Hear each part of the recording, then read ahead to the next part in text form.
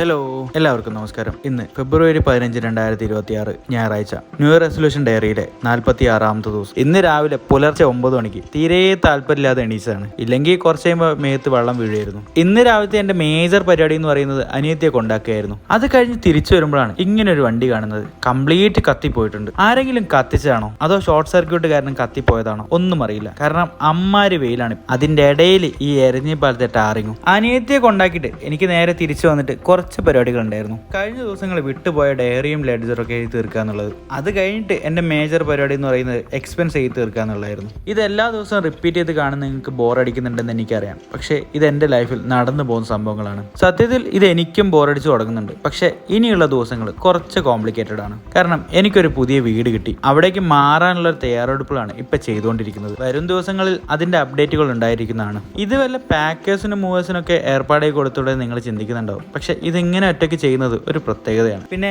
ഈ വീട് വിട്ട് മാറുന്നത് ഒരു സുഖമുള്ള പരിപാടി ഒന്നുമല്ല. പക്ഷേ പ്രത്യേക ഒരു സുഖം ചില സമയത്ത് തോന്നാറുണ്ട്. ലൈഫ് ലോങ് ഒരേ വീട്ടിൽ തന്നെ കിടക്കുന്ന ആൾക്കാർക്ക് അത് പറഞ്ഞാൽ മനസ്സിലാവില്ല. കാര്യങ്ങളൊക്കെ ചെറുതായിട്ടൊന്ന് കരക്കി ഒതുക്കിയിട്ട് ഞാൻ വൈകിട്ടൊന്ന് പുറത്തേക്ക് ഇറങ്ങി. പോകുന്ന വഴിയിൽ ഇന്നാൾ കണ്ട അതേ വണ്ടി പിന്നെയും കണ്ടു. കഴിഞ്ഞ പ്രാവശ്യം കമന്റ് ബോക്സിൽ ഇടാൻ പറഞ്ഞിട്ട് ആരും ഇട്ടില്ല. ഈ പ്രാവശ്യം ഇടാനുള്ള ഒരു വകുപ്പ് ഞാൻ ഉണ്ടാക്കി വെച്ചിട്ടുണ്ട്. അങ്ങനെ ഒടുവിൽ 3 മണി കഴിഞ്ഞപ്പോൾ ഞാൻ അനിയത്തിയെ കൂട്ടാനെത്തി. ഇതിപ്പോൾ ഒരു ടാസ്ക് ആവുന്നുണ്ട്. നമുക്ക് ജോലിയില്ലാത്ത ദിവസങ്ങളിൽ ഇതൊരു വിഷയമല്ല. പക്ഷേ ജോലി ഉള്ളപ്പോൾ അതൊരു വിഷയം തന്നെയാണ്. പണ്ടും ഇതുപോലെ സിറ്റുവേഷനിൽ കൂടെ കടന്നു പോയപ്പോഴാണ് ഞങ്ങളൊരു സൈക്കിൾ മേടിക്കാൻ തീരുമാനിച്ചത്. അതിപ്പോൾ അങ്ങനെയുമായി. അതിൻ്റെ അവസ്ഥ എന്താണെന്ന് ഇപ്പം നിങ്ങൾക്ക് അറിയാലോ. അങ്ങനെ ഒടുവിൽ അനിയത്തിയും കൂട്ടി തിരിച്ച് വീട്ടിലേക്ക് വരുമ്പോഴാണ് മീൻ കാണുന്നത്. അടുത്ത ആഴ്ചത്തേക്കുള്ള മീനും വാങ്ങിയിട്ട് ഞങ്ങൾ തിരിച്ച് വീട്ടിലേക്ക് പോകുന്നു. വീട്ടിലെത്തിയിട്ട് അനിയത്തിയുടെ സ്പെഷ്യൽ ജ്യൂസാണ് ഇന്നത്തെ ഡിന്നറിന്. അങ്ങനെ ഇന്നത്തെ എൻ്റെ ഡയറി കുറിപ്പുകൾ അവസാനിക്കുന്നു. എല്ലാവർക്കും നന്ദി.